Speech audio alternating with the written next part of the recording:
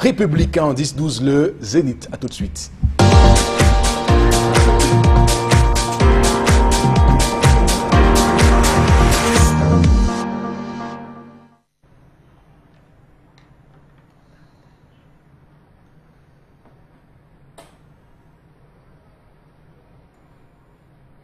Je m'interroge ce jour sur la question de la gestion répressive des marches politiques au Cameroun. Oui, je m'interroge sur l'extrême violence avec laquelle on réprime les marches. D'ailleurs, je m'interroge sur cette vidéo.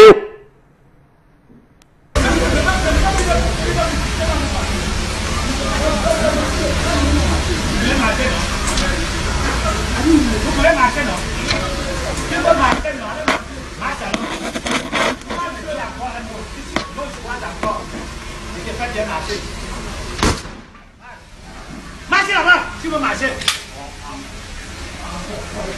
Lève-toi. Vous pouvez marcher. La République marche la tête en l'air. Marchez. Vous pouvez marcher. Non, marchez.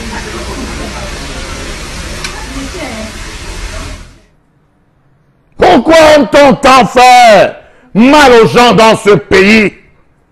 De quoi les administrateurs et leurs mandats ont-ils peur? Qu'est-ce qui puisse expliquer le fait que ce pays ne cesse de faire rejaillir la rémanence d'un État autoritaire?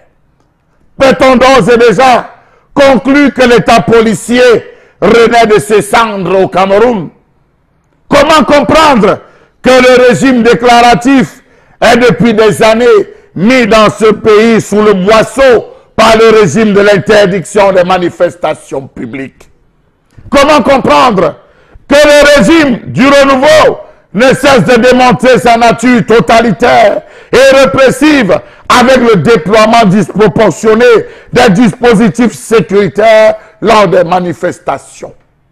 Comment comprendre la curiosité des officiels gouvernementaux est né un nouveau régime, celui de l'interdiction de toute réunion, de toute conférence, de presse ou encore de tout événement destiné à être organisé dans un lieu public au Cameroun et allant dans le sens contraire du renouveau?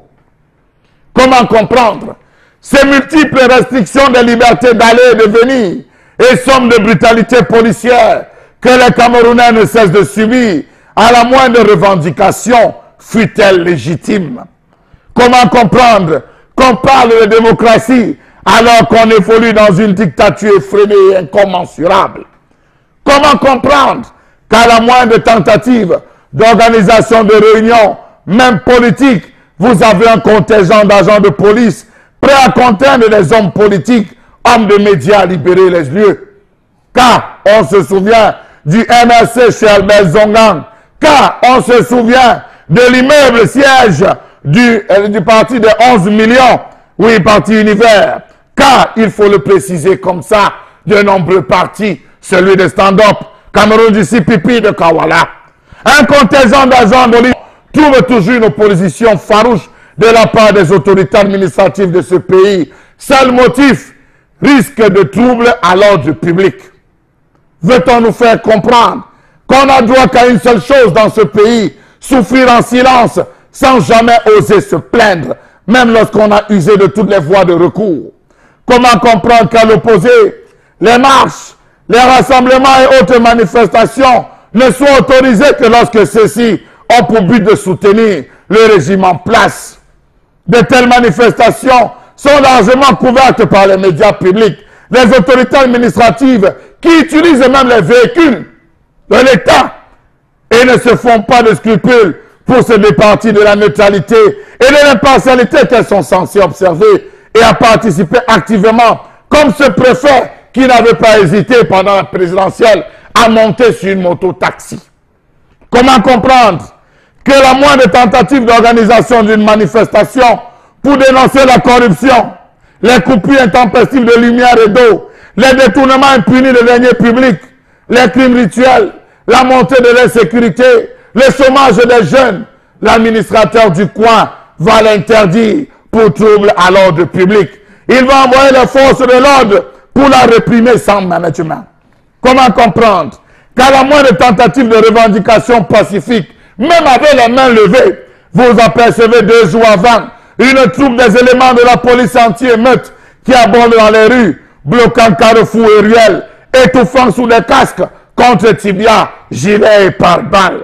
Les moyens sont tous les mêmes. Refus catégorique d'autorisation de manifestation, envoi de véhicules d'intervention doublés d'hommes cagoulés, riposte à la moindre tentative de marche pacifique, alors que sous d'autres cieux, le rôle des forces de maintien de l'ordre est d'encadrer les manifestations.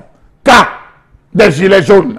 Comment comprendre le fait que les forces de maintien de l'ordre se retrouvent à utiliser des armes de tout genre sur des manifestants pacifistes et pacifiques? Véhicules équipés de chars d'eau, de chars anti-émeute, appelés vulgairement Mami Wata, et munis d'un dispositif de diffusion de gaz lacrymogène, matraques, armes au poing et j'en passe. Comment comprendre toute cette violence policière qui entoure la présence des policiers lors des manifestations dans ce pays? Matraques qui passent et repassent, crosses de fusil qu'on assène sur la tête des manifestants, coups de pied à la tête, interpellations massives et sauvages des manifestants et que sais-je encore. Les images de ces derniers jours montrent à suffisance que le régime de Yaoundé a franchi les limites de la barbarie, si jamais ces images ne sont pas celles du Mali. Comment comprendre que pour ces derniers jours, on voit carrément un policier faire feu sur un manifestant ayant le dos tourné? Incroyable! Incroyable! Un manifestant ayant le dos tourné, vous-même vous l'avez vu. Sommes-nous encore à l'ère du maquis? De quoi a-t-on véritablement peur lorsque chacun des courtisans du palais sait d'avance qu'il y a des problèmes qu'on a volontairement refusés? N'est-ce pas là un crime sérieux dans le cas où ces images sont authentifiées, que c'est bien ici au Cameroun et pas au Mali?